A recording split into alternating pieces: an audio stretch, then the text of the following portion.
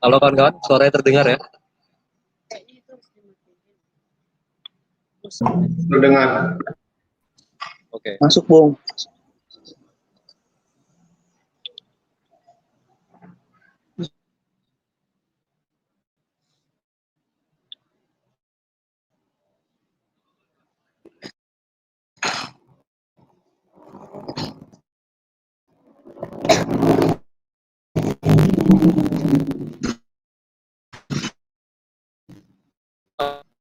Mungkin bisa kita mulai.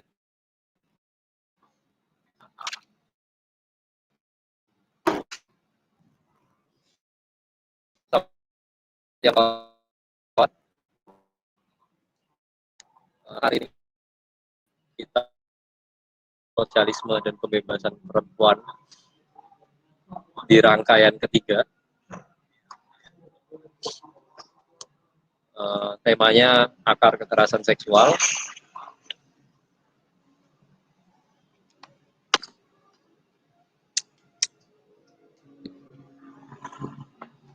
Mungkin bisa langsung dipantik oleh kawan AF sebagai pemantik nasional hari ini untuk bisa memulai diskusinya juga di daerah-daerah lain. Mungkin bisa langsung kawan AM memulai diskusinya. Mantik ya. Ya.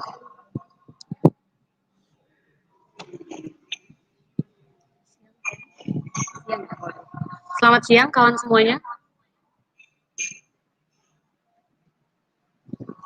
Ya.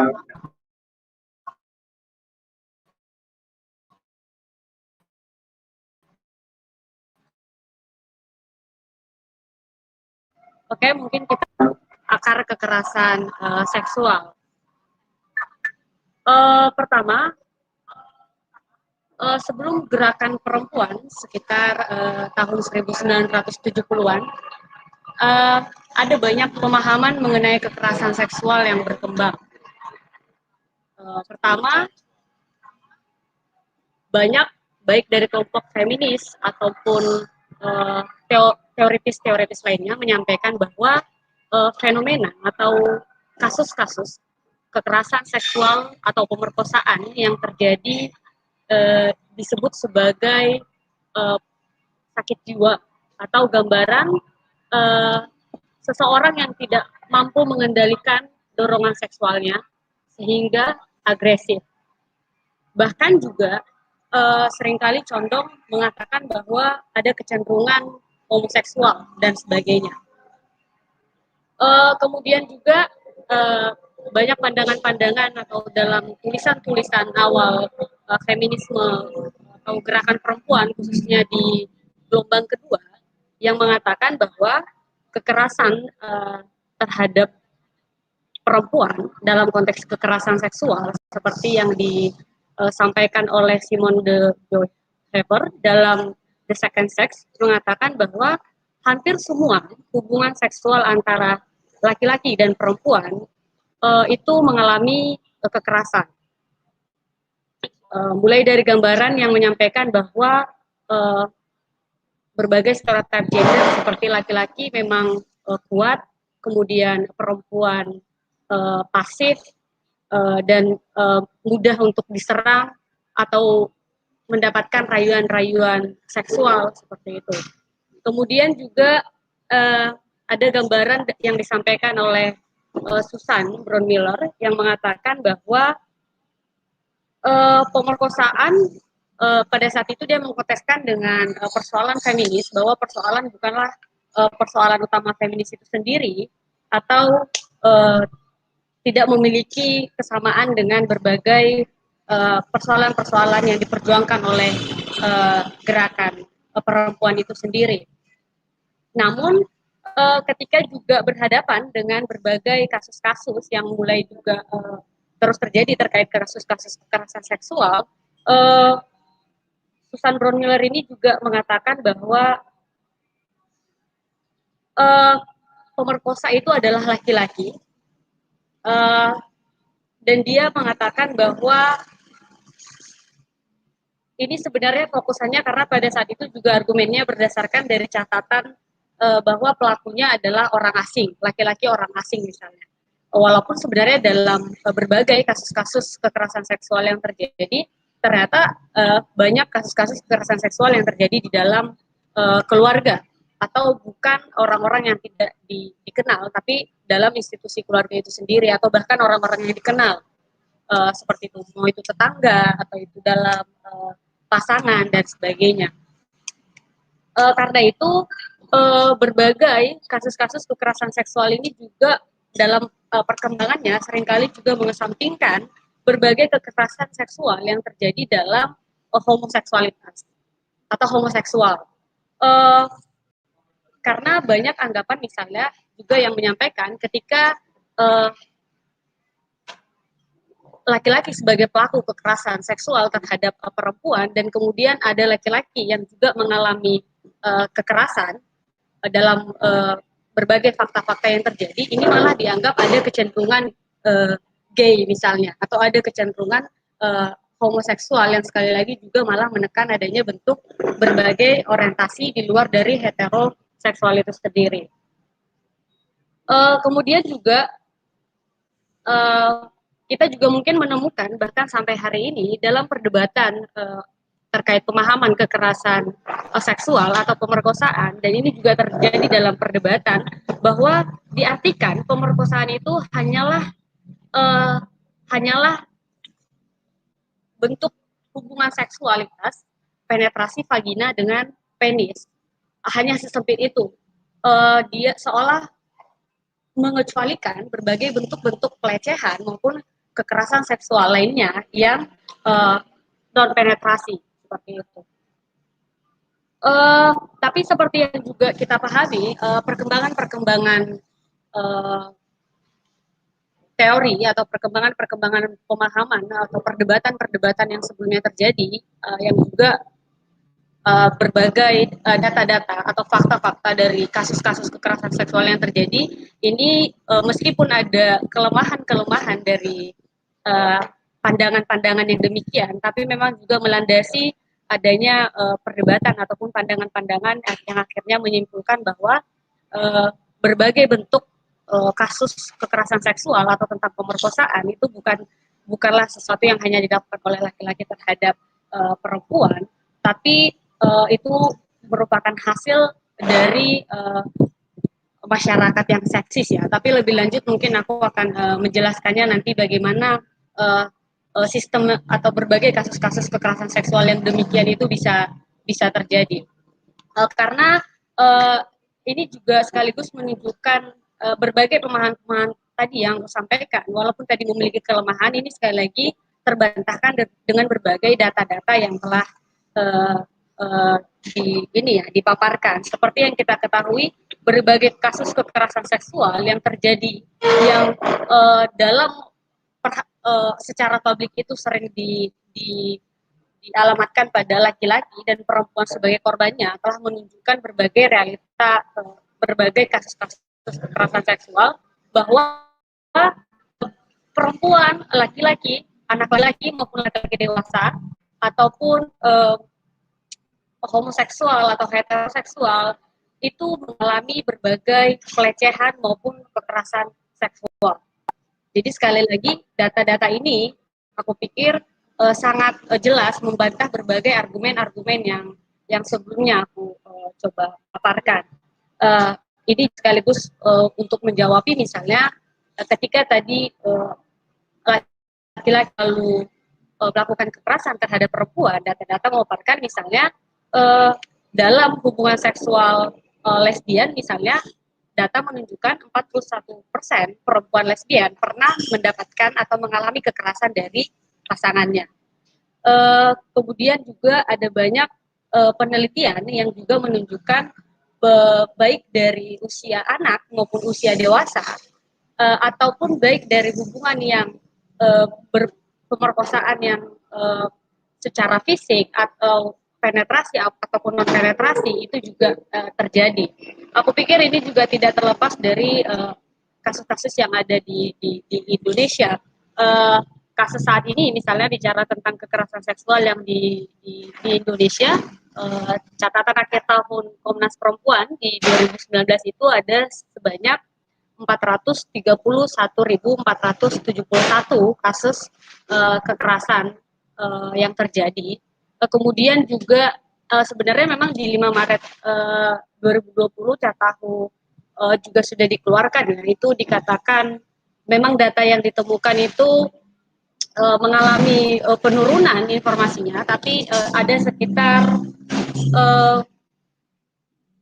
mengalami penurunan yang terjadi itu menjadi 299.911 kasus, tapi ini juga disampaikan dari data-datanya memang padahal karena kita ketahui situasi pandemi, kekerasan dalam rumah atau bahkan juga yang dialami oleh LGBT ataupun anak-anak yang berada di dalam rumah ini sebenarnya mengalami peningkatan, termasuk juga laporan langsung ke Komnas Perempuan itu ada peningkatan drastis sekitar 60%, tapi karena memang ada keterbatasan situasi pandemi dan juga dalam bentuk penelitiannya ini yang dikatakan sebagai landasan awalnya, tapi aku pikir sekali lagi berbagai kasus-kasus kekerasan seksual yang terjadi di Indonesia juga tidak terlepas dari berbagai fenomena-fenomena yang aku coba sampaikan, bahwa sekali lagi baik perempuan, laki-laki atau baik bukan hanya anak laki-laki tapi juga laki-laki dewasa, begitu juga baik itu homoseksual, heteroseksual itu juga mengalami berbagai bentuk pelecehan dan kekerasan seksual. Kemudian juga aku pikir fenomena ini atau berbagai data-data ini, berbagai kasus-kasus yang terus mengalir tiada hentinya, bukan hanya di Amerika Serikat, di Australia atau di negara-negara dunia, di negara-negara yang industrialisasinya juga aku pikir di negara dunia ketiga misalnya, ini juga sekali lagi terjadi berbagai kasus-kasus kekerasan seksual yang tiada hentinya. Aku pikir seperti yang juga disampaikan oleh Marx, ya, kalau kita ingin membedah bagaimana kasus-kasus atau menarik akar persoalan akan kasus-kasus yang terjadi, melihat akar persoalan dari kekerasan seksual ini sendiri, kita harus untuk memahami perilaku manusia dalam masyarakat hari ini, kita harus melihat struktur ekonomi dan struktur sosial masyarakatnya terlebih dahulu. Tentu saja, jika kita ingin juga tadi sekali lagi memahami secara mengakar terkait kekerasan seksual, kita harus membongkar fakta-fakta bahwa kita sedang berada dalam masyarakat kapitalisme yang memang menggunakan baik itu secara ideologi memungkinkan terjadinya berbagai pelecehan yang terjadi secara meluas. Kita ketahui benar dalam masyarakat kapitalisme yang dia mengeksploitasi kelas pekerja atau kelas buruh, terjadi keterasingan di mana kelas pekerja itu dipisahkan atau tenaga produksi dipisahkan dari alat produksinya, bahwa para pekerja dipekerjakan tanpa mereka baik dari hasil produksi maupun keuntungan yang didapatkan hanya untuk dikuasai segelintir orang saja. Artinya sekali lagi ada pemisahan dalam sistem kapitalisme yang memang itu mengakibatkan alienase, di mana ini bukan hanya persoalan tenaga kerja yang diberi upah, tapi para pekerja yang dijadikan sebagai komoditas, diperdagangkan atau diatur dalam dikontrol oleh pasar hari ini. Yang aku sebut sebagai atau yang disebut sebagai alienase atau keterasingan, seperti halnya tadi bagaimana hubungan antara manusia dengan manusia lainnya itu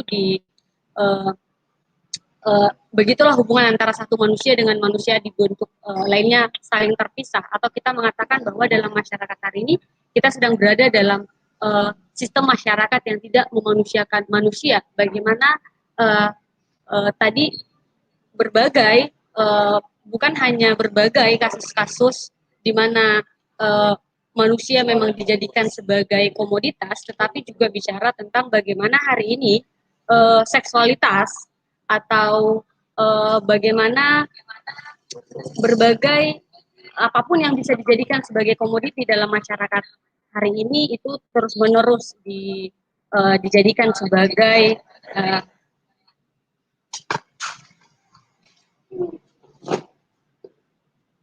Sorry sebentar.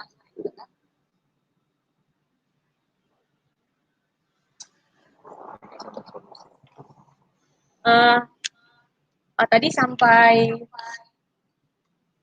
bahwa tadi dalam kapitalisme itu sendiri dia memang mengeksploitasi kelas pekerja dan menjadikannya sebagai komoditas. Kemudian juga yang seperti tadi aku sampaikan bahwa dalam situasi yang demikianlah baik empati manusia itu sendiri juga ditekan atau baik manusia dengan manusia lainnya tadi tidak lagi saling memanusiakan. Juga kita mengetahui dalam kapitalisme juga yang membuat seks sebagai komoditas atau mengeksploitasi seksualitas kita atau bahkan juga bagaimana mengobjektifikasi, mengkomodifikasi tubuh perempuan, bagaimana homofobia itu terus-menerus dilakukan lewat berbagai media dan sebagainya. Upaya-upaya ini tentu saja tidak memungkiri menjadi yang diserap oleh masyarakat yang ada, aku pikir. Jadi tadi persoalannya bahwa kita sedang berada dalam masyarakat yang memang mengakibatkan alienase itu sendiri, sehingga tadi semuanya itu adalah untuk berbagai bentuk penyiksaan atau penganiayaan atau berbagai fenomena-fenomena yang kita temukan itu bisa terjadi, aku pikir. Termasuk juga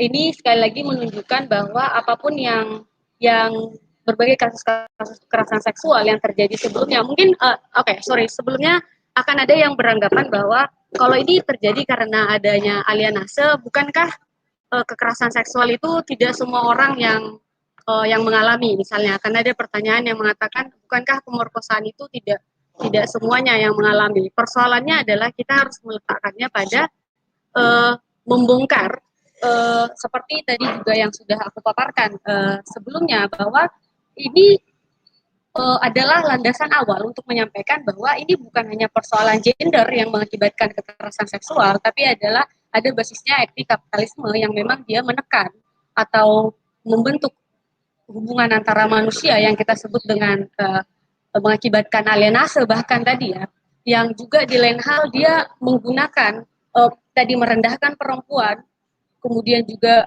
mengeksploitasinya secara seksual, dan berbagai hal ini diproduksi juga dalam kapitalisme, sehingga itu aku pikir itu baik menjelaskan secara ekonomi sosial maupun menjelaskan pada berbagai bagaimana kapitalisme mereproduksinya dalam kesehari-harian kita, itu menjadi penjelasan yang lebih utuh menurutku.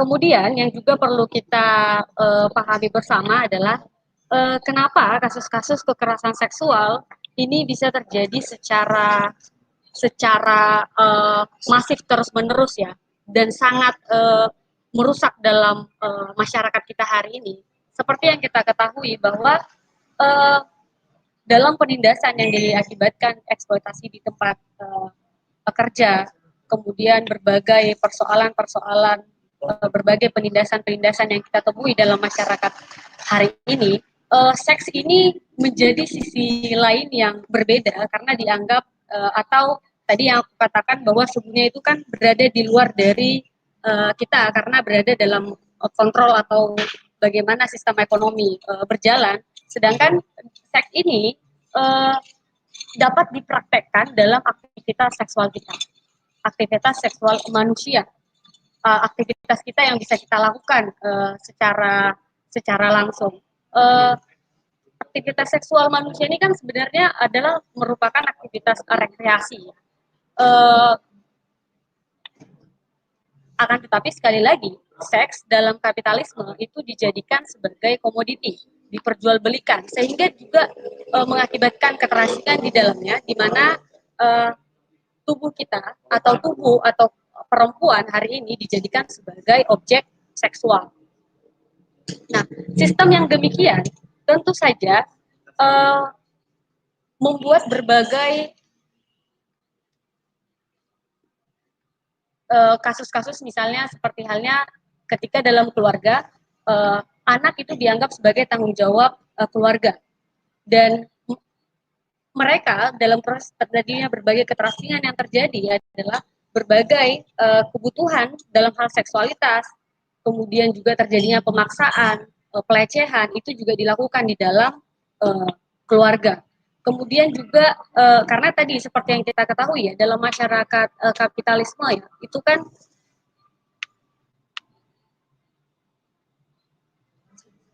kita dipaksakan bahkan untuk bicara tentang seksualitas yang prokreasi atau menghasilkan keturunan. Seksualitas kita tadi juga dipisahkan dari interaksi sosial atau kehidupan kita. Kita tahu juga negara juga mengatur sedemikian rupa mana bentuk seks yang disahkan ataupun yang dilarang. Padahal seperti yang tadi juga disampaikan, baik dalam hubungan hubungan keluarga sekalipun ada banyak kasus-kasus kekerasan seksual yang terjadi. Kemudian juga kita lihat dalam masyarakat hari ini, di mana seharusnya tadi kita tidak bisa tidak terpisah dari kehidupan seksualitas kita tadi, juga ada kerahasiaan yang karena memang terjadi dalam hubungan yang sangat privat. Karena itu ketika terjadi kekerasan atau serangan secara seksual yang dialami oleh seseorang, itu sangat sulit untuk membuat korban atau para penyintas kekerasan atau tadi korban-korban kekerasan seksual untuk sulit bersuara atau untuk sulit menyampaikan apa yang telah dialaminya. Karena itu banyak yang menyampaikan atau data-data menunjukkan salah satu bentuk traumatis yang paling mendalam adalah kasus-kasus kekerasan seksual, karena bahkan bisa menghancurkan ya, kehidupan seseorang. Karena itulah sekali lagi kasus-kasus kekerasan seksual hari ini sangat masif terus terjadi. Di lain hal juga kita melihat mereka yang paling rentan dalam kapitalisme lah yang seringkali menjadi korban kekerasan seksual, seperti halnya dalam keluarga, seperti halnya bagaimana kita juga melihat difabel misalnya yang juga seringkali dianggap memiliki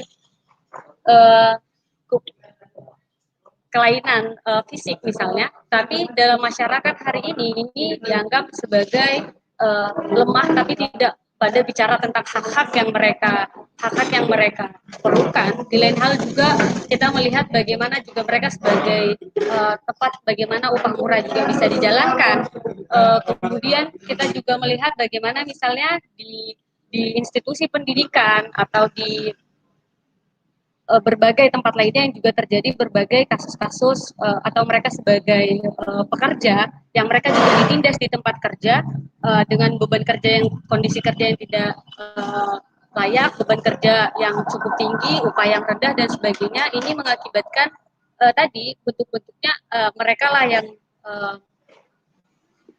berada di institusi-institusi yang dianggap berada di bawah kontrol yang rentan menjadi korban kekerasan seksual. Tapi sekali lagi seperti yang aku sampaikan sebelumnya, fenomena ini tidak bisa kita lihat sebagai hal-hal yang individualitas, tapi adanya kelompok-kelompok rentan yang menjadi korban kekerasan seksual itu sendiri itu juga berada dalam kapitalisme, karena memang dia berkepentingan bukan hanya menindas kita berdasarkan kelas, tapi memunculkan berbagai penindasan-penindasan lainnya, baik terhadap perempuan, terhadap difabel, terhadap dalam institusi pendidikan, anak-anak dalam keluarga dan sebagainya. Nah, kelompok-kelompok rentan yang demikianlah yang seringkali mengalami berbagai kasus-kasus kekerasan seksual yang terjadi hari ini. Aku pikir juga yang paling penting ya, yang harus kita pahami bersama, juga belajar dari berbagai kasus-kasus yang sudah pernah terjadi, kita melihat bagaimana hari ini dalam pemerintahan kami misalnya juga banyak institusi-institusi yang juga bicara tentang kasus-kasus kekerasan seksual ataupun di berbagai media kita melihat baik pelaku maupun korban itu seringkali dijadikan secara setara. Nama-nama baik korban maupun pelaku itu dibuat secara terbuka, seolah-olah mereka sama-sama melakukan kesalahan atau dikatakan sebagai pihak-pihak yang terkait. Kita juga memperhatikan bagaimana negara hari ini juga seringkali menggunakan berbagai kekerasan terhadap perempuan atau kekerasan secara seksual juga yang terjadi, baik itu pada saat kita melihat misalnya di berbagai negara juga seringkali kasus-kasus kekerasan itu dialami oleh buruh-buruh migran misalnya, atau kekerasan-kekerasan yang terjadi di dalam penjara. Tapi juga kita lihat misalnya kalau di dalam institusi-institusi agama juga terjadi berbagai kasus-kasus kekerasan seksual, atau bahkan institusi yang dianggap sebagai perlindungan anak misalnya, ada juga berbagai kasus kekerasan seksual. Atau kemudian kita juga melihat misalnya di Indonesia 1965 di Aceh, Papua, Timur Leste, Jakarta Mei 98, dan berbagai tempat-tempat lainnya terjadi kekerasan seksual yang secara sistematis itu dirancang oleh rejim militer Soeharto. Dan sampai hari ini jenderal-jenderalnya itu masih memiliki jabatan, bahkan mereka masih kaya raya, mereka juga tidak diadili sampai hari ini. Aku pikir situasi-situasi ini sekali lagi menggambarkan kepada kita bahwa kita tidak bisa menyandarkan perjuangan untuk melawan atau menyelesaikan kasus-kasus kekerasan seksual dengan menyandarkannya pada pemerintah. Bahkan ketika pemerintah seolah-olah peduli terkait kasus-kasus kekerasan seksual yang sedang terjadi misalnya, aku pikir baik RUU PKS, Perpu Kebiri dan sebagainya nanti bisa kita diskusikan juga lebih jauh secara bersama. Tapi yang pasti ketika pemerintah seolah-olah peduli dalam berbagai kasus-kasus yang juga sebenarnya malah seringkali memperlihatkan tadi ya tidak berpihak bahkan terhadap korban, negara juga bisa dalam rejim hari ini terus bicara tentang politik upah murah, tidak ada kepastian kerja, kemudian juga perampasan tanah terhadap kaum tani, dan berbagai kebijakan-kebijakan lainnya yang menekan kelas buruh dan rakyat tertindas lainnya. Ini akan mengakibatkan tekanan atau bentuk pelampiasan yang mengakibatkan berbagai peningkatan akan angka kekerasan dalam rumah tangga maupun kekerasan seksual itu sendiri. Jadi sekali lagi, aku pikir inilah landasan-landasan yang kita pahami bahwa pemerintah memang tidak akan mampu menyelesaikan kasus kekerasan.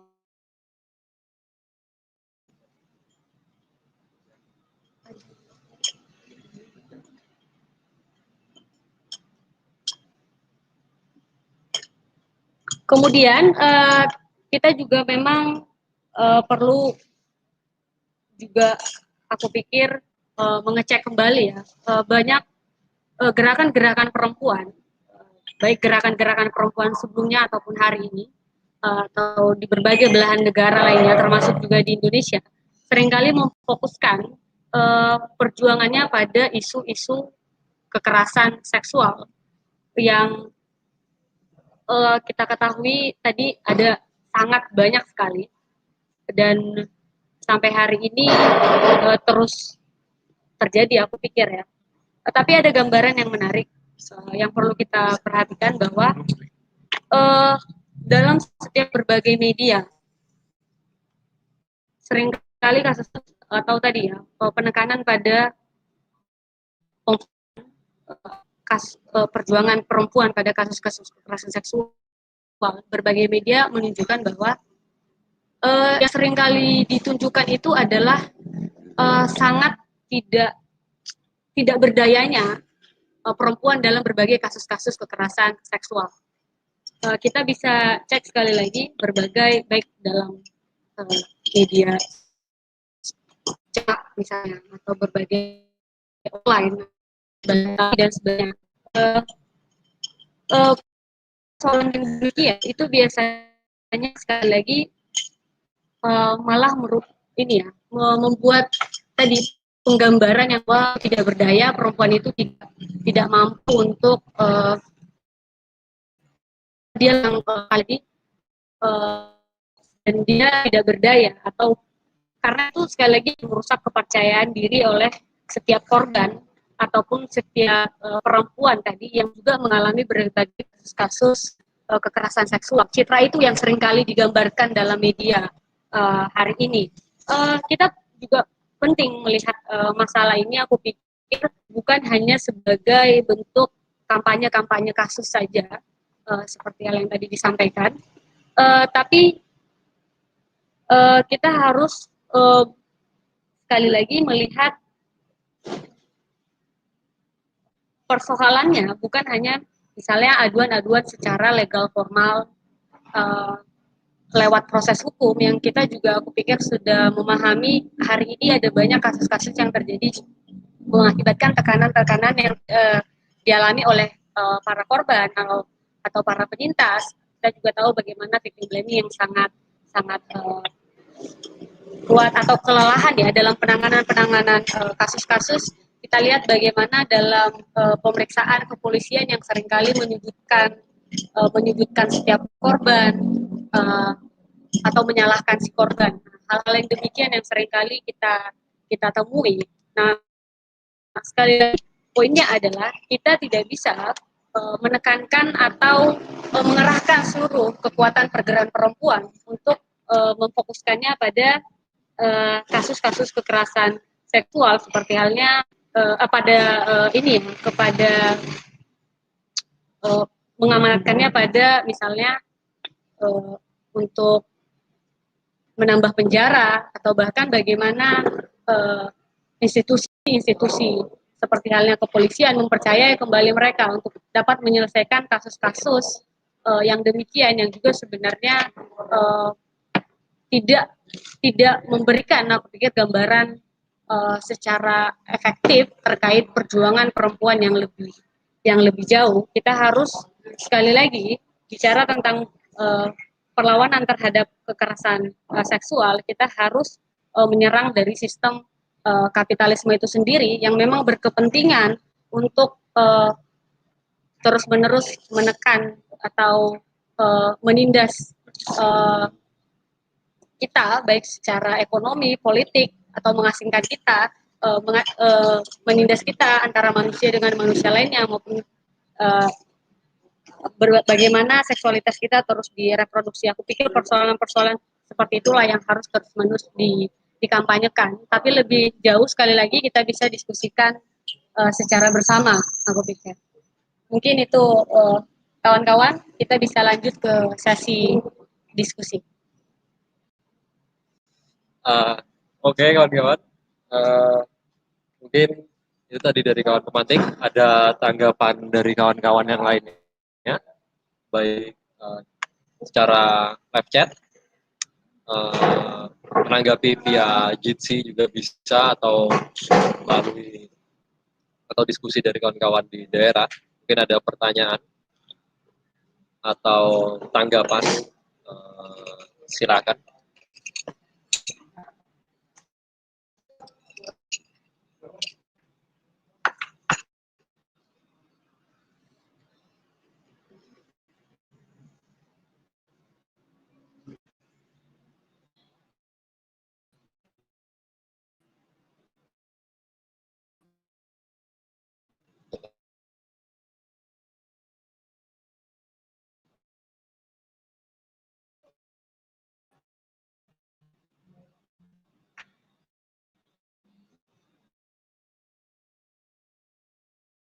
Kawan yang di sini juga bisa menanggapi terkait tema diskusi kita hari ini ya.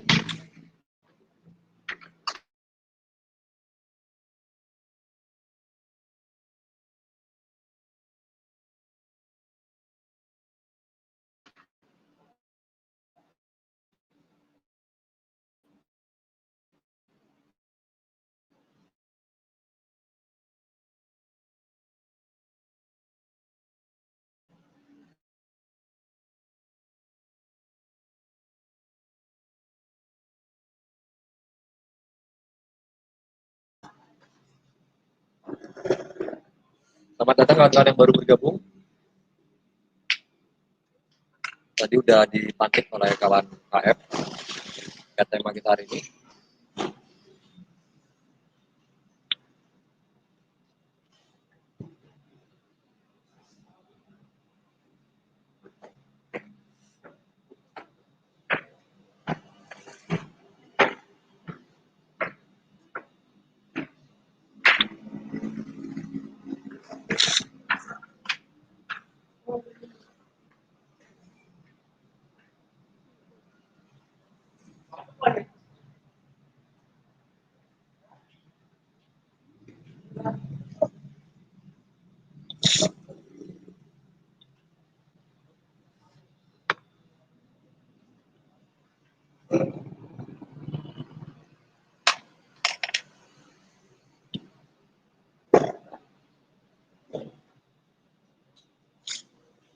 Oke.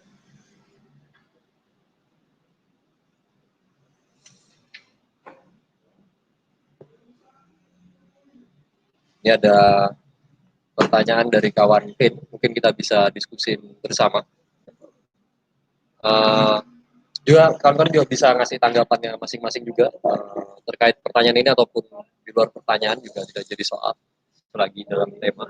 Mau berbagi pengalaman terkait pengalaman-pengalaman menghadapi kasus-kasus kekerasan seksual juga tidak jadi soal. Ini kawan Fit bertanya di via chat ya.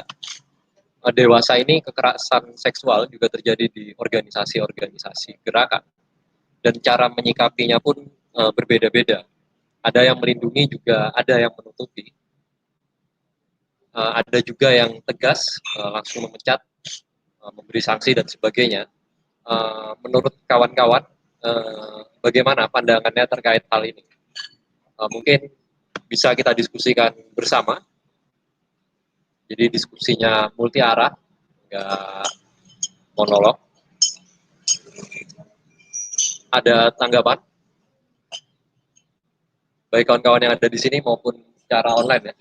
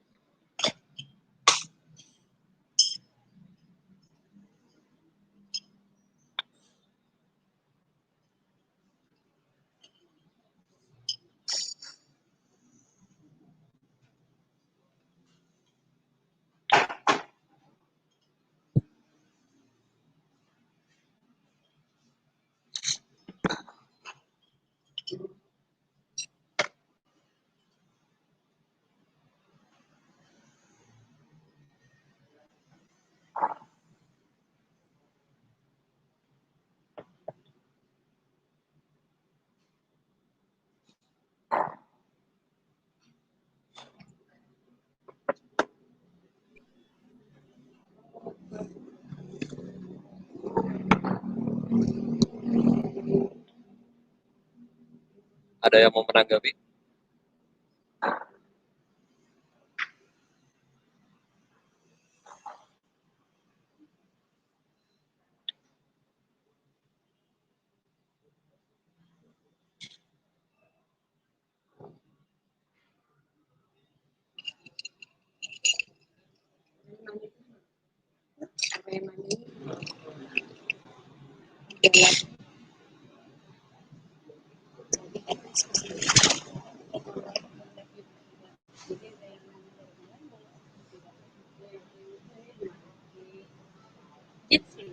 Oke, ini juga ada pertanyaan selanjutnya dari kawan-kawan Kudus terkait keterasingan yang dialami oleh rakyat dan kelas buruh menyebabkan adanya keterasingan.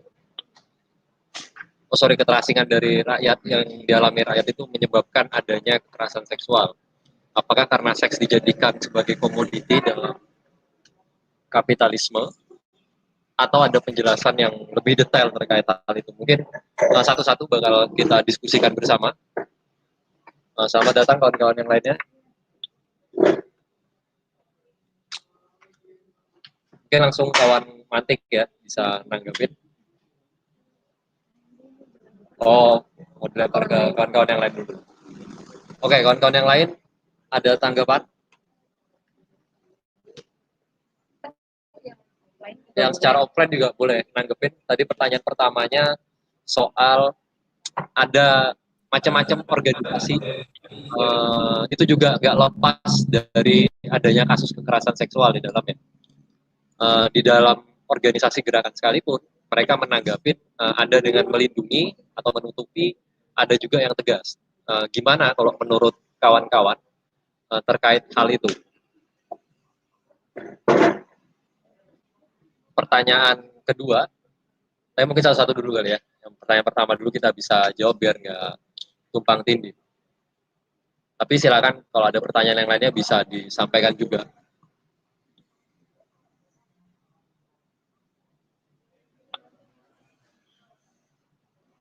Ada yang mau menanggapi?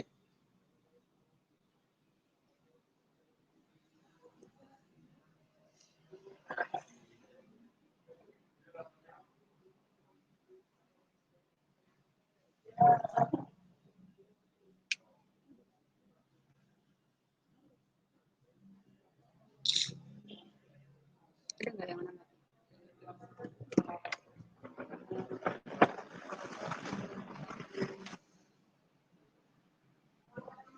Menanggapi bisa juga, tapi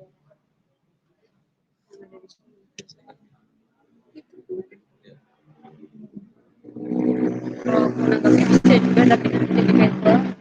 Atau gimana?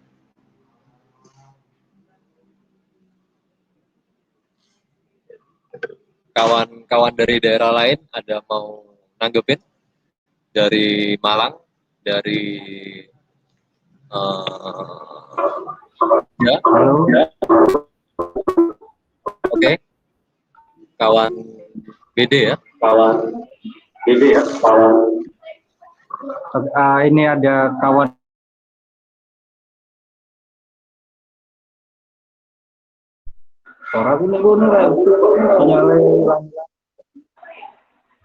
izin bertanya kawan-kawan. Tadi kita sudah membahas perihal kekerasan seksual adalah produk dari alienasi itu sendiri.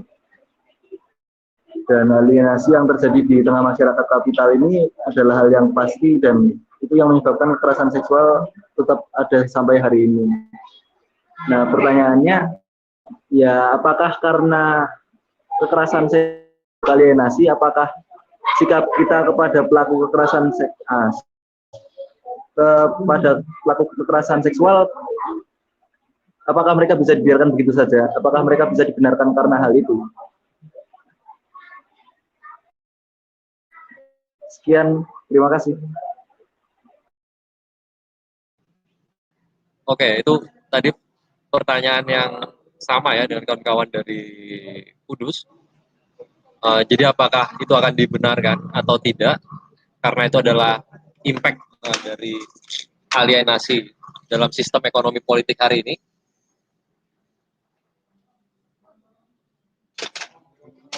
Sama, ya apakah bisa dibenarkan? Karena itu kan hasil dari komodifikasi dalam sistem ekonomi politik hari ini.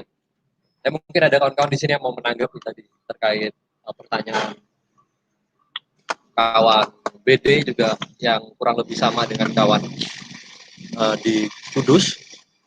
Itu terkait apakah kita mengetahui bahwa ada keterasingan atau alienasi dalam sistem ekonomi politik hari ini yang dialami oleh rakyat dan kelas buruh. Itu yang membuat, salah satu yang membuat munculnya kekerasan seksual. Jadi nggak muncul secara tiba-tiba, jatuh dari langit, lalu dibenerin gitu aja. Apakah itu hasil dari komodifikasi dalam sistem kapitalisme? Jika iya, kalau tadi kawan BD, apakah hal itu bisa dibenarkan? Jika seperti itu, karena tadi dia munculnya karena komodifikasi hasil sistem. Apakah itu bisa dibenarkan karena memang akarnya pada sistem ekonomi politik ini? Atau ada penjelasan lain? Oke. Oke, kawan Mungkin saya mungkin mau nanggapi. Oke, aku mungkin masuk sambil kawan lainnya boleh sekali lagi menanggapi juga memberikan pandangan-pandangannya. Terkait tadi bagaimana keterasingan yang dialami rakyat dan kelas buruh menyebabkan adanya kekerasan seksual, apakah karena seks dijadikan komoditas dalam kapitalisme atau ada penjelasan yang lebih detail? Itu pertanyaan dari kawan LSR Kudus. Ya, Aku pikir Ya, itu dulu ya untuk pertanyaannya. Nanti untuk kawan Pin juga bisa dijawab, tapi sebenarnya kita juga ada tema terkait berbagai kasus-kasus kekerasan seksual hari ini. Itu yang terjadi dalam gerakan, ada diskusi lebih lanjut itu terkait membangun organisasi yang revolusioner anti seksisme. Tapi sekali lagi nanti juga akan coba ditanggapin bersama. Terkait bagaimana keterasingan itu bisa dialami oleh kelas buruh dan rakyat tertindas lainnya yang terjadi dalam kapitalisme. Aku pikir tadi seperti yang aku coba sampaikan di awal, bahwa kita paham benar dalam masyarakat kelas, masyarakat yang menindas rakyat pekerja. Hari ini bicara tentang kapitalisme, kita juga mengetahui sistem hari ini juga mengakibatkan berbagai penindasan-penindasan lainnya. Karena itu, fenomena-fenomena seperti halnya kasus-kasus kekerasan seksual yang kita temukan dalam masyarakat hari ini, kita bisa melihatnya bagaimana hari ini penganiayaan, berbagai kekerasan, berbagai seperti halnya kasus-kasus kekerasan seksual itu terjadi, kita temukan. Kita melihatnya itu sebagai akibat dari keterasingan tadi ya, yang diakibatkan dalam kapitalisme, di mana memang dalam masyarakat hari ini dibuat itu terpecah. Inilah inti dari keterasingan kalau yang dikatakan oleh Bernard Coleman misalnya, bahwa sifat manusia hari ini itu diakibatkan adalah adanya keterasingan yang diakibatkan oleh sistem kapitalisme. Kita tahu misalnya para pekerja yang setiap harinya bekerja di tempat kerja dan diupah, itu seolah terpisah atau bahkan tidak mengetahui dari mana bahan-bahan yang dia produksi di tempat kerja, atau setelah itu dipasarkan kemana hasil-hasil kerja yang diproduksi.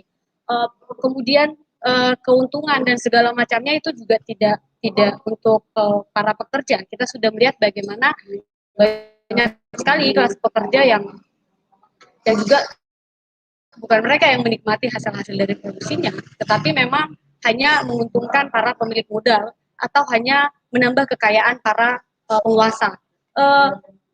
Hal-hal yang demikian aku pikir kita tahu setiap hari dengan jam kerja, dengan berbagai bentuk disiplin di tempat kerja, upah yang tidak sesuai dan segala macamnya, itu menekan ekspresi kita. Di lain hal, seperti yang tadi juga aku udah sampaikan sebelumnya, seksualitas kita tidak mampu mengontrol sistem ekonomi yang aku sampaikan di awal, karena dia tadi bagaimana manusia dijadikan sebagai komoditas, bahkan dalam hal di tempat kerja itu dikontrol oleh pasar hari ini, bahkan upah ditentukan dan sebagainya. Sedangkan seksualitas yang memang dia adalah bagian dari manusia itu sendiri dan dia bisa diekspresikan, itu dianggap sebagai bentuk pelampiasan yang mereka bisa wujudkan. Kita mengetahui juga benar bahwa seksualitas atau erotisme dalam kehidupan seksualitas itu juga sangat cair ya. Aku pikir itu adalah bagian dari dan bahkan membedakannya dari berbagai makhluk-makhluk lainnya juga. Kita tahu bagaimana juga perkembangan hari ini, di mana lebih lanjut kapitalisme juga mengkomoditaskan seksualitas kita. Berbagai komodifikasi terhadap tubuh, kemudian eksploitasi secara seksual. Persoalan ini sekali lagi membuat kita menjadi sebagai objek seksual. Sehingga dalam sistem yang tadi adanya keterasingan dan bagaimana kapitalisme juga berkepentingan lebih lanjut sekali lagi untuk terus-menerus membuat merendahkan kaum perempuan lewat tubuhnya yang terus-menerus dikomodifikasikan, kemudian bagaimana seksualitas dikomoditaskan untuk mendapatkan keuntungan, kemudian juga berbagai eksploitasi seksual yang terjadi hingga hari ini. Inilah yang membuat tadi berbagai kelompok-kelompok yang rentan seperti halnya perempuan, masyarakat adat atau difabel, atau kalau dalam kita juga menemukan dalam institusi pendidikan atau dalam keluarga atau anak yang dianggap berada di bawah kontrol mereka menjadi pelampiasan atas berbagai kasus-kasus atau mengalami berbagai pelecehan maupun kekerasan seksual yang terjadi. Aku pikir itu. Jadi sekali lagi karena itu kita harus juga melihat bahwa sistem hari ini dia juga mengakibatkan berbagai eksploitasi seksual atau mengkomoditaskan seksualitas kita. Di lain hal juga memang mengakibatkan berbagai penindasan terhadap kelompok-kelompok yang rentan hari ini, yang mereka lah yang seringkali juga mendapatkan berbagai kasus-kasus pelecehan maupun kekerasan seksual. Nah mungkin itu ya untuk pertanyaan kawan lingkar studi revolusioner. Tapi tadi menyangkut menambah sedikit terkait pertanyaan kawan BD, misalnya apakah itu bisa dibenarkan? Tadi juga aku pikir sudah menyampaikan bahwa kasus-kasus pelecehan dan kekerasan seksual yang sangat masif terjadi ini juga sangat merusak sistem masyarakat hari ini karena kasus-kasus kekerasan seksual itu mengakibatkan trauma atau mengakibatkan berbagai ketidakpercayaan diri. Banyak kasus-kasus misalnya yang bahkan juga berujung untuk bunuh diri atau mengakhiri hidupnya karena memang menghancurkan kita pada kondisi yang dianggap paling privat sekali ini ya sangat sekali misalnya maksudnya sangat privasi misalnya itu menundukkannya secara seksual secara privat itu sekali lagi dan kesulitan itulah yang membuat tadi adanya kesulitan untuk menyampaikan ketika dia mendapatkan pelecehan maupun kekerasan seksual. Jadi aku pikir itu bukan menjadi pembenaran ketika ada kasus kekerasan seksual dan dikatakan oke, itu karena adanya sistem hari ini dan itu akan terjadi karena sistem hari ini memang mengkomoditaskan perempuan, mengkomoditaskan seksualitas. Tapi sekali lagi para pelaku kekerasan seksual, para pelaku atau predator seksualitas, tentu saja mereka menjadi alat dari tadi berbagai ideologi yang digunakan oleh kapitalisme itu sendiri. Mereka menggunakan ideologi seksisme. Aku pikir,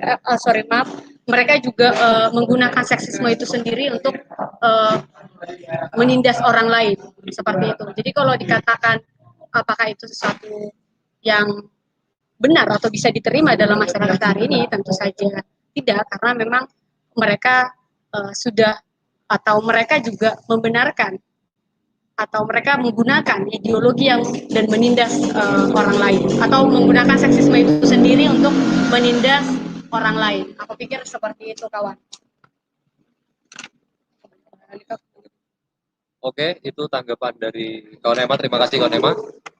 Mungkin ada kawan-kawan lain yang baik online juga ataupun offline, jadi diskusinya berjalan seperti biasa saja kawan-kawan, jangan kaku. Karena ya tadi ada pertanyaan dari kawan Pin juga. Jadi mungkin ada yang mau nanggepin dari kawan Pin. Tapi kawan-kawan di sini juga bisa nanggepin terkait dua pertanyaan atau mau ada tanggapan terkait akar kekerasan seksual atau terkait kasus-kasus kekerasan seksual mau dieksplor juga tidak jadi soal. Tanya ke ini udah ke BD.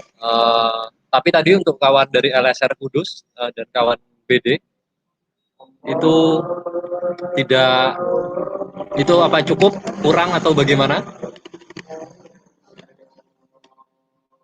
Halo.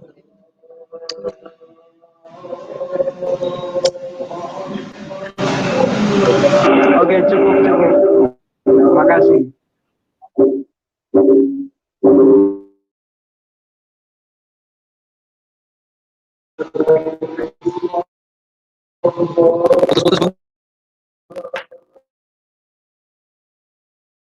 Karena ini di sini mau ada kawan lain di sini yang mau nanggepin. Oke. Kawan Acap menanggapi pertanyaan yang pertama tadi. Silakan. Pertanyaan pertama terkait ya, ada banyak organisasi dan gerakan juga menemui kasus kekerasan seksual. Ada yang diamkan, menutupi atau juga tegas dalam sikapnya. Pandangan kawan-kawan juga itu terkait hal itu bagaimana?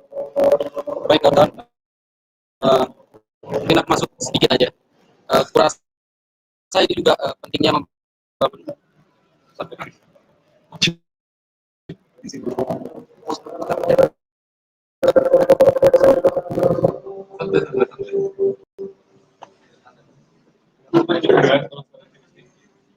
Kedengaran.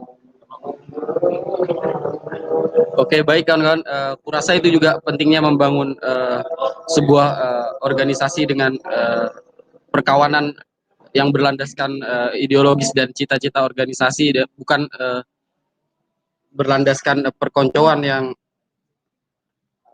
yang mau teman melakukan apapun ya kita cuek aja ya, itu teman kita ya, nggak gitu kan.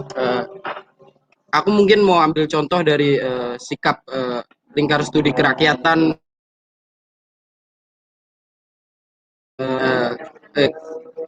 tentang pelecehan dan kekerasan seksual yang dilakukan oleh anggota aktif KPO PRP dan anggota aktif LSK pada tahun 2018. Itu juga LSK langsung memecat Jamaluddin dari anggota LSK, mencabut hak politik, melarang pelaku terlibat dalam setiap agenda organisasi kaum muda sosialis, menuntut pelaku membayar biaya pengobatan dan perawatan penyintas, mendorong segala bentuk tindakan kolektif, aksi massa, kampanye, atau pembuatan petisi yang berisi pemecatan di tempat kerja para pelaku. Kurasa sikap-sikap seperti itu juga harus ditanamkan di setiap organisasi-organisasi kaum muda. Kurasa begitu kawan. Oke. Mungkin kawan-kawan di sini juga ada mau tanggepin terkait pandangannya.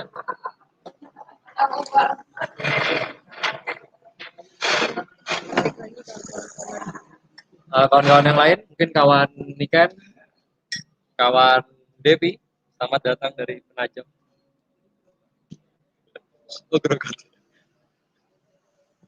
Ada tanggapan lain? Mungkin kawan Fatih. Aku tak ada orangnya.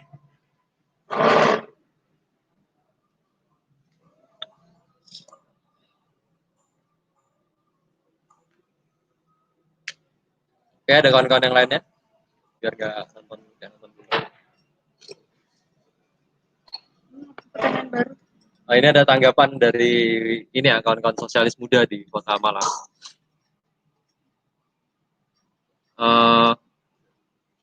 Ada pertanyaan, bagaimana tanggapan kawan-kawan organisasi kaum muda tentang diskriminasi terhadap ruang gerak kawan-kawan LGBTQIA plus, karena banyak juga kawan-kawan LGBT plus mendapat kekerasan seksual verbal maupun non-verbal berupa serangan terhadap orientasi dan identitas seksual kawan-kawan LGBTQIA plus itu.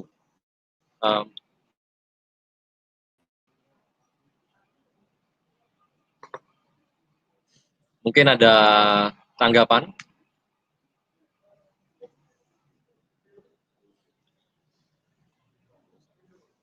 Terkait tadi ada tanggapan dari kawan-kawan di Malang.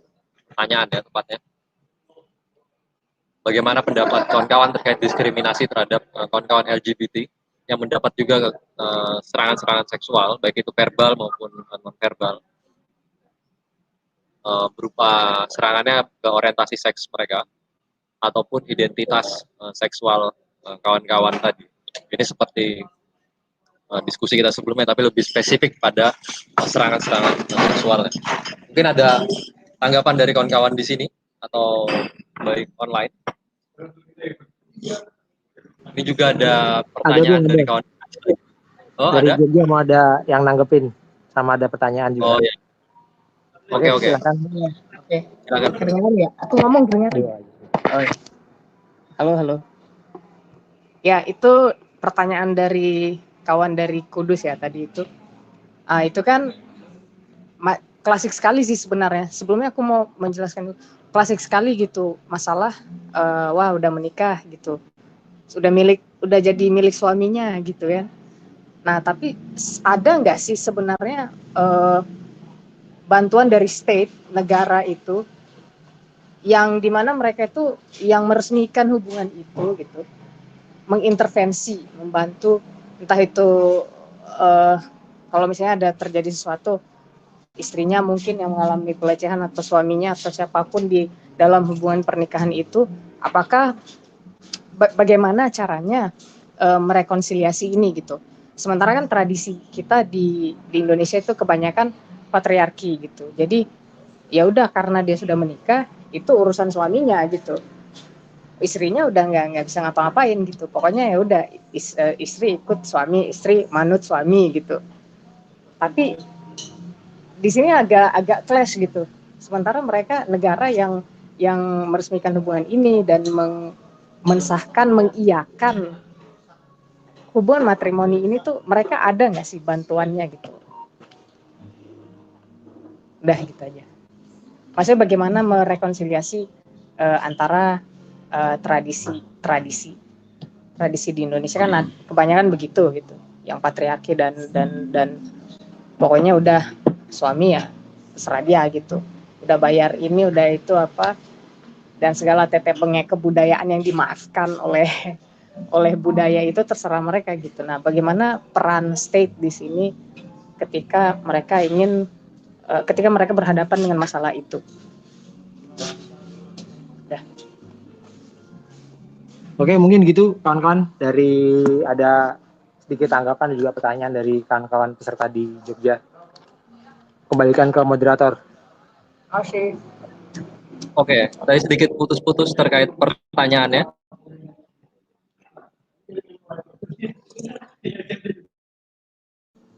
Jadi untuk poinnya terkait dengan pertanyaan di dalam hubungan rumah tangga tadi, itu apakah ada dari negara terkait karena mereka yang kemudian meresmikan hubungan pernikahan, apabila ada kekerasan seksual dalam hubungan suami istri tadi, itu apakah ada semacam regulasi atau peraturan dari negara untuk melindungi? Gimana mereka merekonsiliasi ketika bertemu dengan tradisi yang seperti itu?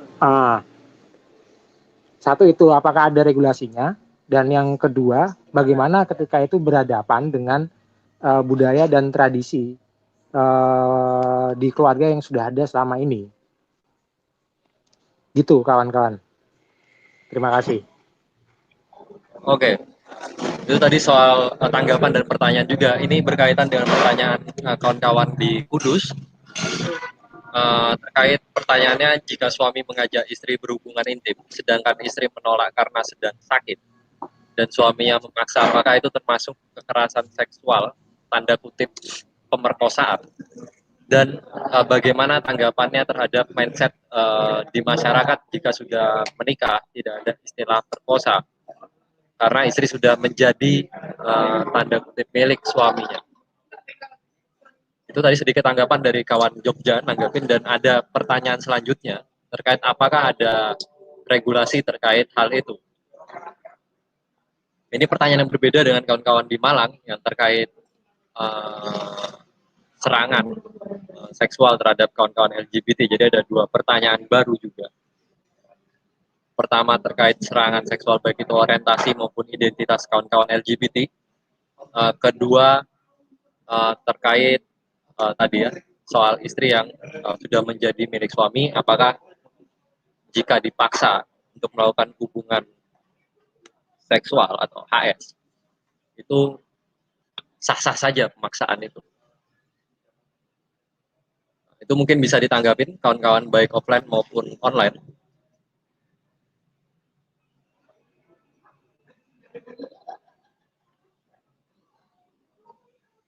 Oke. Ini ada tanggapan dari kawan Pin. Sekali lagi melihat contoh kasus yang disampaikan kawan Kudus, itu tidak lepas dari proses panjang pergeseran peran perempuan di tengah masa rakyat. Kita tahu dari diskusi sebelumnya bahwa perempuan telah lama digeser perannya dari ke ranah domestik, sehingga dalam konsep keluarga inti, perempuan akhirnya dijadikan objektifikasi seksual, atau bahasa yang sering kita dengar adalah perempuan tugasnya dapur, sumur, kasur. sehingga pandangan tadi menjadi lumrah di tengah masyarakat saat ini. Makanya dalam pernikahan kita tidak mengenal istilah pemerkosaan. Oke, terima kasih kawan Vin. Terima kasih juga kawan dari Jogja sudah menanggapi tadi sebelumnya. Ada kawan-kawan lain yang mau menanggapi? Kawan tingkat kawan Debbie mungkin, kawan Madinah. Mungkin ada tanggapan terkait hal-hal yang udah kita diskusikan tadi?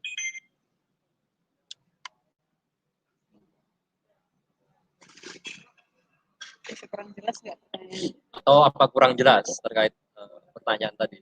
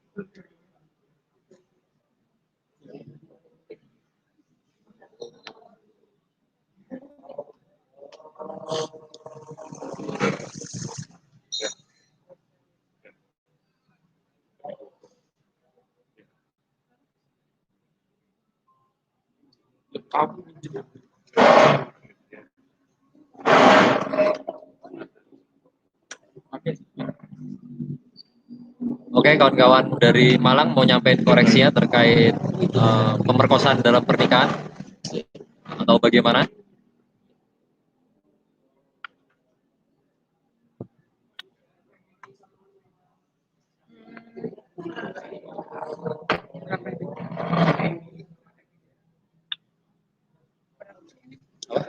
Ini berapa orang? Ini ada 12 orang. 12. Atau kalau yang di Kepada 14. terus di Ya, silakan kawan. Bisa dibuka mikrofonnya.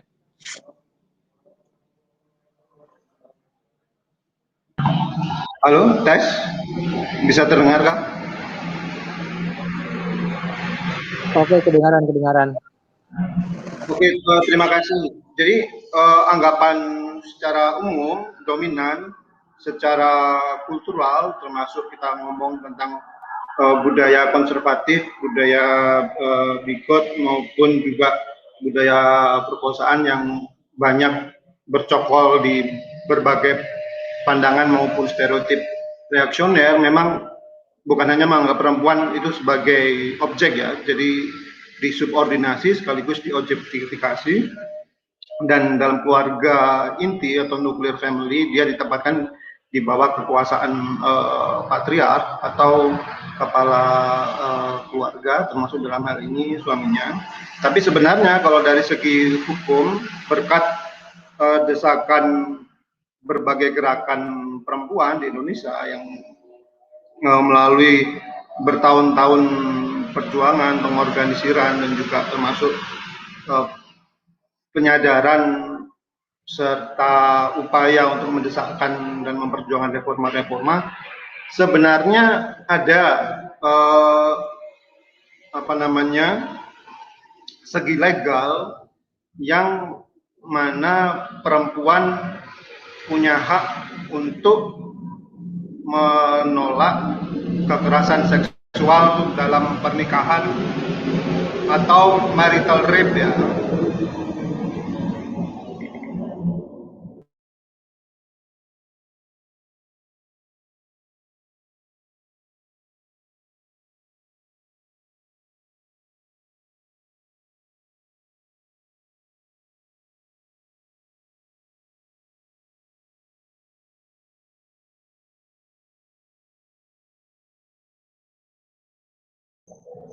Sorry, barusan ada rombongan motor gede, moge. Itu contoh toxic masculinity ya. Jadi secara hukum dalam Indonesia itu sebenarnya ada segi legal yang bisa digunakan untuk menolak atau melawan marital rape atau pemerkosaan dalam pernikahan ya.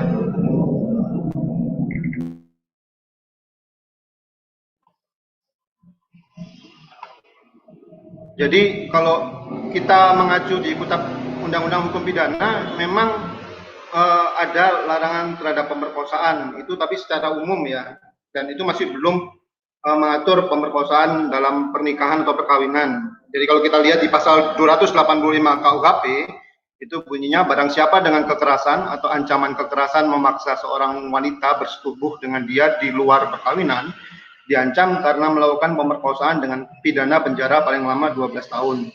Nah, ini belum mengatur pemerkosaan di dalam pernikahan. Karena itu tahun 2004, jadi waktu gerakan masih agak-agak naik setelah reformasi 98, walaupun setelah itu ada penurunan besar-besaran dengan berbagai represi dan kontra reformasi, itu berhasil disahkan Undang-Undang Nomor 23 Tahun 2004 tentang penghapusan kekerasan dalam rumah tangga atau disingkat UU PKDRT.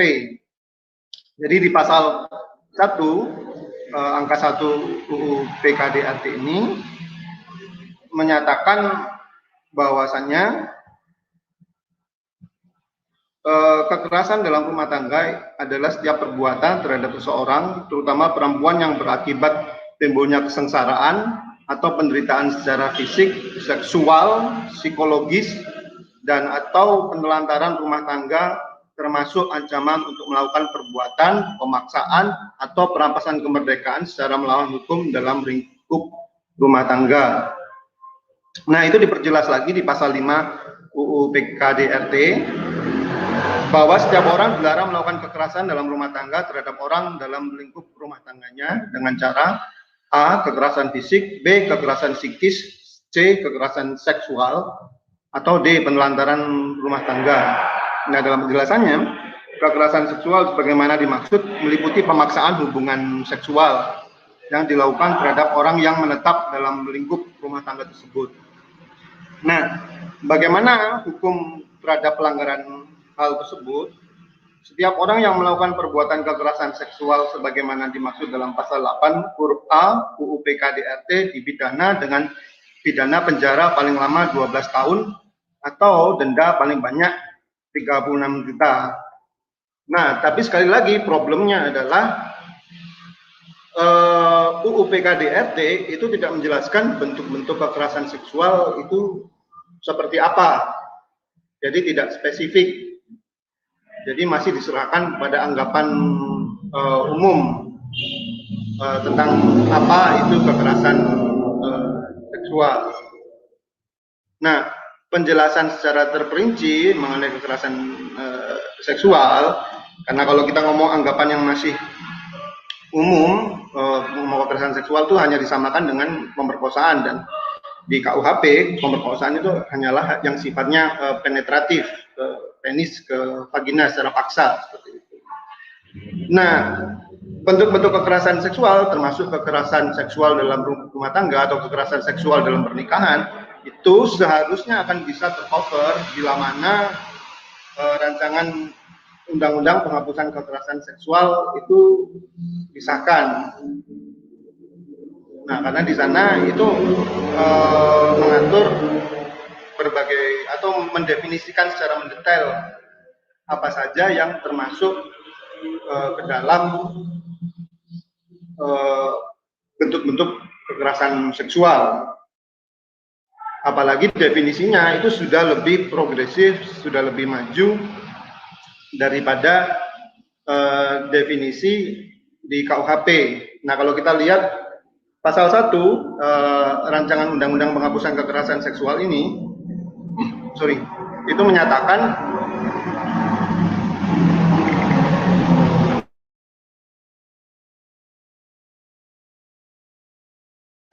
agak berisik.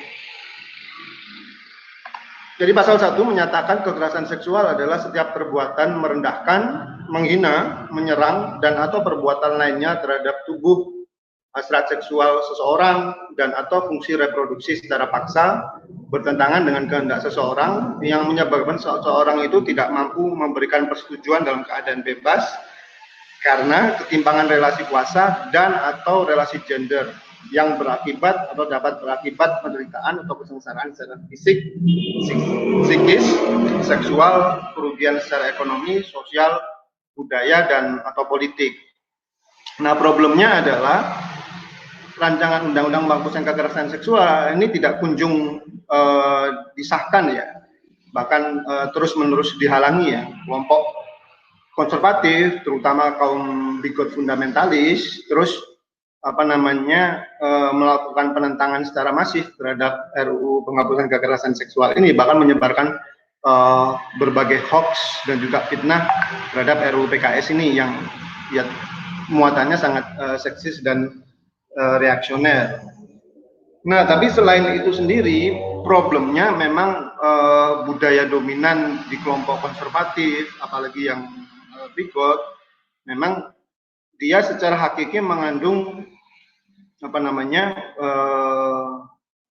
pandangan reaksioner berupa domestikasi dan subordinasi perempuan. Jadi oleh karena itu masih banyaknya pandangan yang menganggap bahwasanya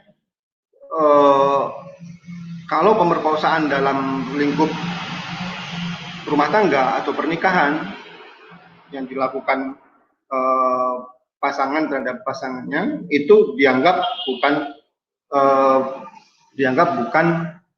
sebagai bentuk pemerkosaan, karena dianggap hubungan seks sudah legal dalam pernikahan atau perkawinan dan sudah kewajiban pasangan untuk memenuhi kebutuhan seksual satu sama lain. Yang mana sebenarnya masih terikat dengan gagasan yang mengkriminalisasi, menabuhkan bahkan juga mempersekusi hubungan seksual konsensual di luar pernikahan atau dalam bahasa Inggris disebut sebagai premarital sex, atau di sini secara negatif disebut sebagai free sex seperti itu. Nah, selain itu problem lainnya adalah sekali lagi, meskipun kalangan gerakan perempuan termasuk berbagai aktivis organisasi itu mendesakkan RUU PKS dan sebelumnya UU PDKRT, itu tidak otomatis disertai dengan pendidikan gender di tataran aparatus negara dan aparatus hukumnya. Dengan kata lain, banyak juga aparat yang justru bersikap seksis bahkan reaksioner, termasuk berupaya mendamaikan dalam tanda kutip ya, berupaya mendamaikan pelaku dengan penyintas. Kalau dalam kasus-kasus di luar pernikahan itu banyak penyintas perkosaan yang justru dinikahkan sama pelakunya dan akhirnya malah menjadi hukuman seumur hidup bagi penyintas, jadi bukan menyelesaikan masalah. Di sisi lain, kalau khusus pemerkosaan dalam pernikahan, banyak kasus di mana aparat atau birokrasi legal, birokrasi hukum itu justru mencegah perempuan-perempuan yang mau menuntut haknya saat dia menderita kekerasan seksual atau pemerkosaan dalam pernikahan. Dengan kata lain, ada tindakan-tindakan yang berusaha membuat sang perempuan rujuk kepada suaminya, disuruh mengingat bagaimana dulu masa pacaran, disuruh mengingat bagaimana dulu romantis dan sebagainya, disuruh rujuk, disuruh demi kepentingan anak-anak harus bertahan dan sebagainya. Jadi korbannya itu dipaksa menerima, meskipun secara legal ada landasan hukum yang bisa dipakai penyintas pemerkosaan dalam rumah tangga untuk menuntut hak-haknya. Jadi sekali lagi ini masih tidak bisa dilepaskan dari hubungannya dengan masyarakat kelas, khususnya kapitalisme sebagai bagian tatanan masyarakat yang di dalamnya itu merupakan suatu sistem yang secara hakiki merupakan kekerasan yang tersistematis dan terorganisir, termasuk untuk menerapkan domestikasi dan objektifikasi terhadap perempuan sebagai salah satu bentuk kontrol terhadap reproduksi dan juga kontrol terhadap suplai tenaga kerja di masa depan. Artinya sekali lagi, meskipun kita kalangan aktivis, kaum sosialis atau bahkan aktivis pembebasan perempuan dan berbagai organisasi yang bersolidaritas itu bisa mendesakkan peraturan-peraturan legal formal atau peraturan hukum yang reformis ya, dalam artian berpihak pada penyintas, berpihak pada korban, tapi itu karakternya atau sifatnya akan selalu terbatas, akan selalu tidak bisa terpenuhi optimal karena dia berada dalam kerangka sistem yang masih menindas. Oleh karena itu kita bisa memang memperjuangkan, mendesakkan reforma-reforma seperti peraturan hukum yang progresif, termasuk RUU penghapusan kekerasan seksual ini. Tapi kita nggak bisa berilusi bahwa ketika peraturan itu disahkan, otomatis seksisme dan juga kekerasan seksual akan menghilang begitu saja seperti sulap. Karena kita masih bukan hanya berada di tatanan masyarakat kelas, tapi juga dihegemoni bahkan ditindas oleh rezim dari kelas penindas yang berkuasa. Artinya dalam jangka panjang perjuangan untuk menghapuskan kekerasan seksual dan pemerkosaan pernikahan itu juga harus dihubungkan dengan perjuangan dan menghapuskan atau menggulingkan rezim penindas dan juga tatanan masyarakat kelas atau kapitalisme itu sendiri. Mungkin itu ya yang sedikit bisa kita sampaikan. Kurang lebihnya mohon maaf. Terima kasih. Oke.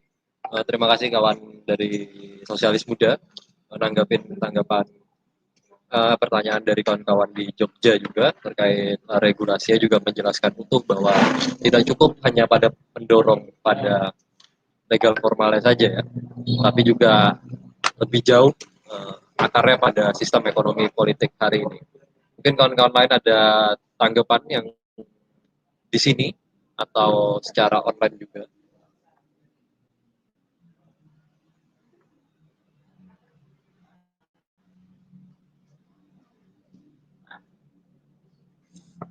Ayo. Samarinda ada pertanyaan. Ayo. Oke. Oke, kawan-kawan, salam kenal semuanya. Aku menanggapi tadi beberapa pertanyaan yang kurasa berhubungan juga ya, kayak misalnya pertanyaan dari Jogja, pertanyaan dari Kudus, bahkan ada juga pertanyaan dari Malang yang tentang LGBT plus ya. Pertama tadi kalau ngomongin tema diskusi kekerasan seksual ini, memang seringkali kekerasan seksual itu kan kayak dipandang sebagai permasalahan personal ya, permasalahan individu atau permasalahan moral dalam tanda kutip. Artinya seringkali orang mencap bahwa ketika ada yang melakukan kekerasan atau pelecehan seksual itu adalah ada yang keliru dengan orangnya, sakit jiwa dan lain sebagainya. Tapi di sini kita sebagai masyarakat yang sebagai orang yang melihat akar penindasan masyarakat dari basis ekonominya, yaitu sistem kapitalisme, maka kita bisa menentukan analisanya bahwa permasalahan cap-cap terhadap cap-cap seksis yang muncul terhadap perempuan, terhadap LGBT itu juga hasil dari sistem ekonomi ini sendiri. Misalnya bagaimana posisi negara tadi, kalau misalnya ada pertanyaan tentang rekonsiliasi, posisi negara sendiri memang sebagai penindas. Sekarang nggak bisa dipungkiri kalau misalnya kita mau cek kasus-kasus kekerasan seksual yang terjadi tahun 65 di mana banyak terjadi pemerkosaan itu juga disokong oleh negara dan sampai hari ini belum pernah diupayakan untuk diadili. Kalau bicara juga tentang diskriminasi terhadap kawan-kawan LGBTQ+ dan sebagainya, ini juga memang ya bagaimana negara dalam sistem masyarakat atau dalam ekonomi kapitalisme uh, yang mendorong keuntungan sebanyak-banyaknya, jadi tidak akan mungkin negara juga akan mau untuk melegalkan atau memberikan hak terhadap kaum LGBT, karena kaum LGBT misalnya dianggap tidak produktif, dianggap tidak bisa melakukan tidak bisa mengasuh anak untuk jadi buruh selanjutnya. Makanya ini yang menjadi hal yang perlu kita pahami, bagaimana negara adalah pelaku dari kekerasan seksual tersebut. Nah, kalau misalnya kita cek, banyak aja kok hal-hal yang negara lakukan untuk memberikan bahasanya rekonsiliasi tadi, atau memberikan sebuah undang-undang yang bisa menyelesaikan kasus kekerasan seksual. Tapi apa jadinya yang negara lakukan itu selalu bias, misalnya peraturan pemerintah atau ya PP Kebiri itu kan sangat bias sekali. Itu tidak memberikan solusi atau tawaran konkret tentang bagaimana menghilangkan kekerasan seksual. Karena yang kita tahu PP Kebiri sendiri itu tidak akan mungkin terjadi, atau apakah tadi para pelaku kekerasan seksual di tahun 65 bisa dikasih hukuman PP Kebiri misalnya, yang tidak akan mungkin karena udah mati. Artinya, atau misalnya contohnya orang-orang yang dekat dengan lingkaran kekuasaan, mereka juga tidak akan mungkin kena yang namanya PP Kebiri tadi. Jadi ini juga pada akhirnya hanya akan kena oleh ya lagi-lagi kelas-kelas pelaku-pelaku kelas-kelas bawah, tidak dengan pelaku-pelaku kelas-kelas atas. Nah, jadi memang lagi-lagi kalau melihat itu semua, kita harus melihatnya pada basis struktur ekonomi masyarakatnya. Sama kayak misalnya tadi ada pertanyaan dari kawan Jogja yang mengatakan kalau misalnya ada yang melakukan kekerasan, apakah itu karena kita bilang tadi adalah hasil dari keterasingan dalam sistem masyarakat hari ini, berarti kita bisa mengatakan itu keterasingan begitu saja? Ya enggak gitu. Kayak misalnya karena Sandra Brokul menulis di tulisannya tentang manifesto antiseksisme, dia mengatakan bahwa benar sistem masyarakat hari ini membuat manusia hari ini itu kekerasan dan lain sebagainya, maka terjadi kekerasan dan sebagainya. Tapi ingat, kita bukan robot yang dalam artian tidak bisa memilih untuk melakukan tindakan yang merugikan orang lain. Jadi bagaimana mungkin kita akan membenarkan diri kita ketika melakukan perlakuan kekerasan atau melecehkan orang lain, lalu menyalahkan sistem itu saja. Ini juga hal yang tidak tepat. Makanya dikatakan oleh Sandra, ini harus harus bagaimana caranya? Ya, kita tidak bisa lagi menyalahkan ini atau menarik akar permasalahannya pada persoalan individu-individu saja atau masalah personal saja, harus menariknya pada masalah tadi ya, masalah bagaimana perempuan dijadikan sebagai objek seksual, dikomodifikasi, didomestifikasi, dan bagaimana diskriminasi terhadap gender maupun orientasi seksual lainnya itu juga terjadi dalam masyarakat hari ini. Itu yang harus kita lawan. Ya. Negara salah satunya adalah pelaku yang harus kita lawan juga, yaitu atau secara umumnya sistem kapitalisme itu sendiri. Mungkin itu kalau dari aku. Terima kasih. Oke. Mungkin kawan-kawan lain di sini ada yang mau nanggepin terkait diskusi kita hari ini. Tanggapan, pertanyaan, nggak jadi soal. Nggak perlu malu, karena ruangnya klarifikasi itu.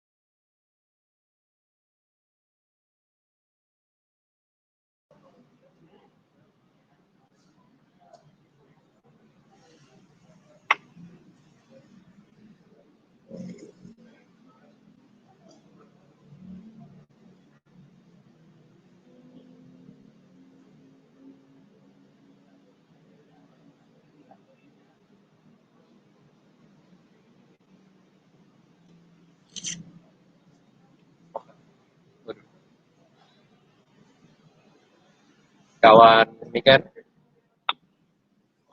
mungkin mau nanggepin belum? Ya, kawan Fatih. Share aja. Share. Masih. Kawan, berjalan aja seperti biasa.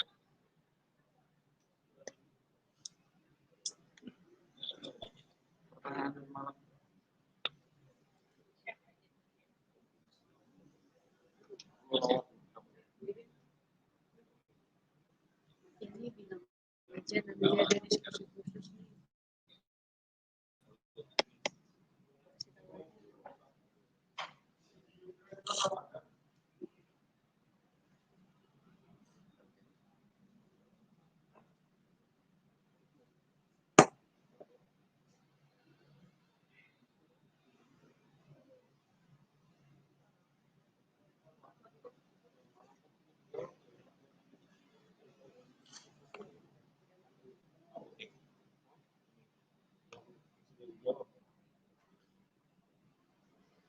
Ada tanggapan?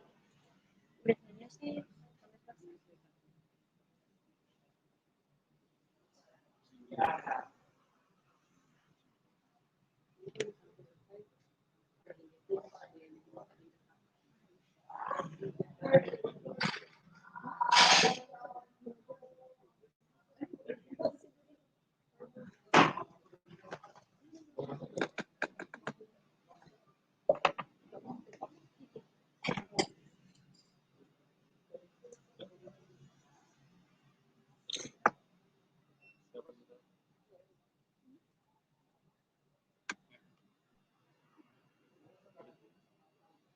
Oke.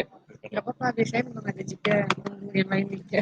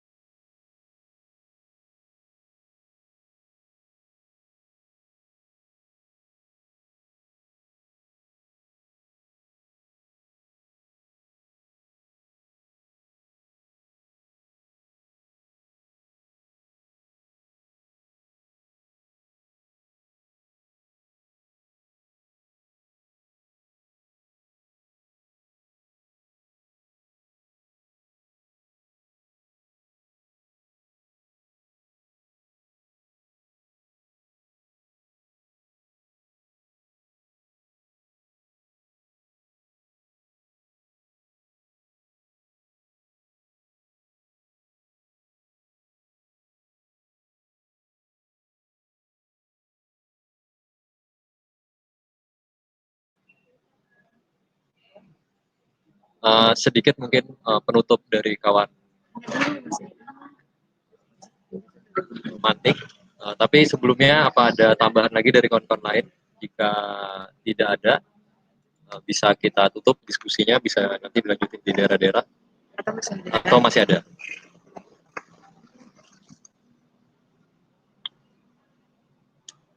Halo? Kawan-kawan di sini ada tanggapan lain?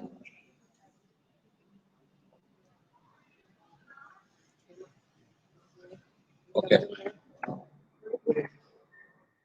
Oke. Kawan-kawan lainnya, kawan CO ya, tidak kedengaran. Tadi sedikit sudah dijelaskan oleh kawan ASW terkait LGBT+ yang mendapat kekerasan seksual maupun verbal non-verbal itu tidak terlepas dari sistem ekonomi politik hari ini yang mengeksploitasi rakyat ya. Kalau sekarang konteksnya adalah LGBT, ya dieksploitasi adalah identitasnya, maka nggak bisa tadi perjuangannya hanya terletak pada perjuangan-perjuangan advokasi saja, walaupun itu adalah langkah-langkah yang maju juga, dan tidak juga bisa terjebak pada jalur legal formal saja, tetapi yang lebih lanjut adalah perlawanan penumbangan sistem ekonomi politik hari ini. Kurang lebih tadi yang disampaikan kawan ASW begitu.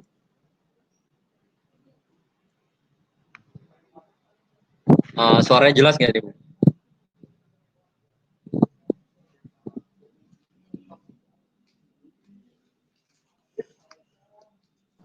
Cukup jelas. Oke. Ya, tadi seperti itu. Kalau terkait pertanyaan kawan CO, itu nggak terlepas dari sistem penumbangan sistem ekonomi politik hari ini. Kalau dalam diskusi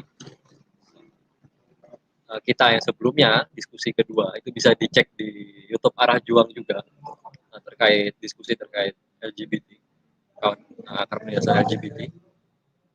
Itu juga tidak cukup hanya pada perjuangannya advokasi, tidak juga cukup perjuangannya hanya legal formal saja, karena akar dari masalah hari ini itu adalah terletak pada sistem ekonomi politiknya. Maka untuk mencabut bentuk penindasannya, itu harus merubah sistem ekonomi politiknya dengan yang jauh lebih tepat. Itu sosialisme kalau dalam diskusi kita sebelumnya. Jadi kita bisa diskusikan lebih lanjut mungkin juga terkait pertanyaan kawan Tin itu pada rangkaian ke-6 tentang membangun organisasi anti seksisme. Itu lebih banyak kita juga bisa mendiskusikan kenapa pada akhirnya adalah solusinya adalah membangun organisasi dan menumbangkan sistem ekonomi politik hari ini. Mungkin itu. Kalau sudah cukup dari beberapa kawan, mungkin bisa ditutup oleh kawan pemantik terkait apa yang harus dilakukan.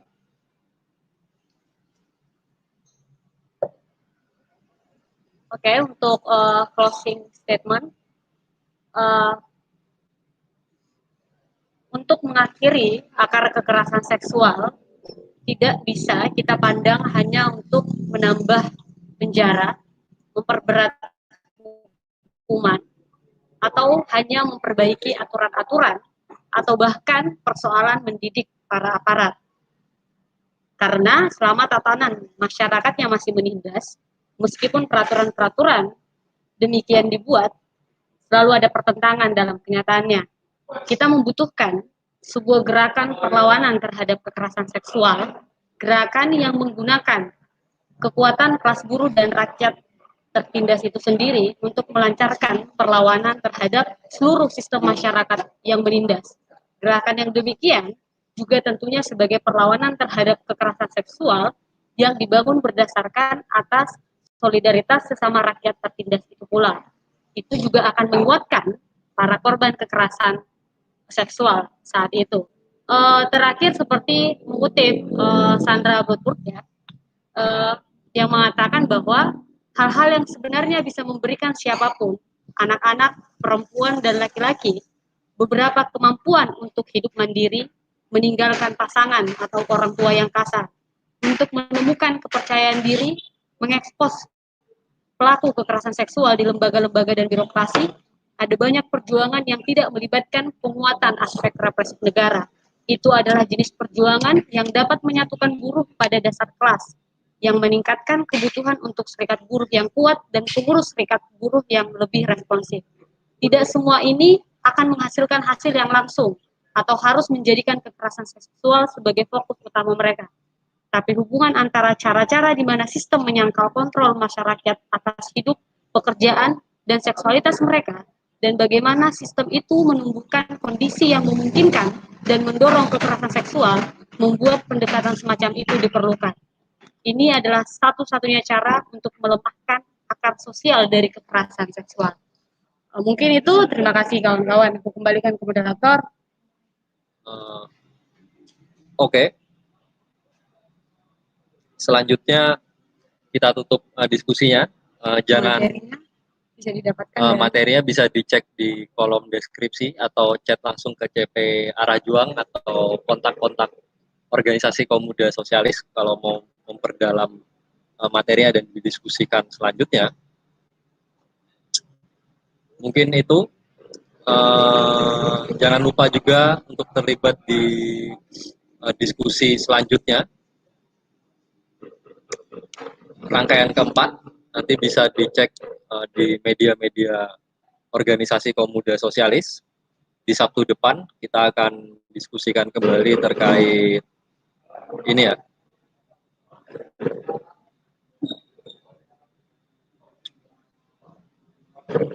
kritik marxisme terhadap teori patriarki.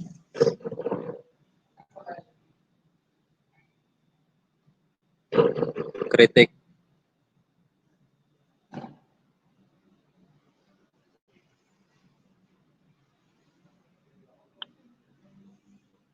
selanjutnya adalah kritik marxisme terhadap teori patriarki di 13 Maret 2021. Kawan-kawan juga bisa ngebeli koran Arah Juang edisi 105 terkait International Women Day.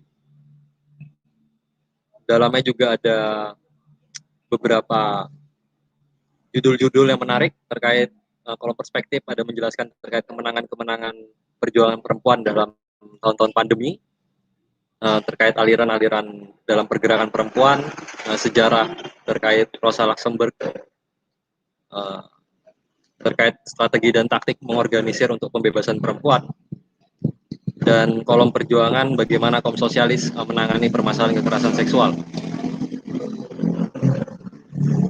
Juga bisa ngebeli mungkin atau memesan buku-buku dari Bintang Nusantara yang juga menjadi sumber materi terkait kritik terhadap teori patriarki dan membangun organisasi anti seksisme.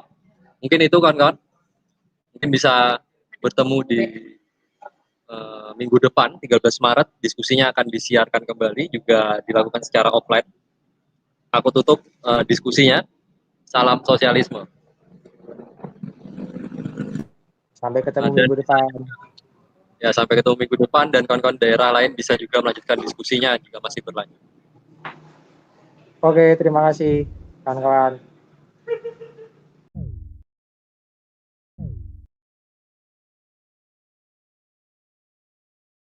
Salam.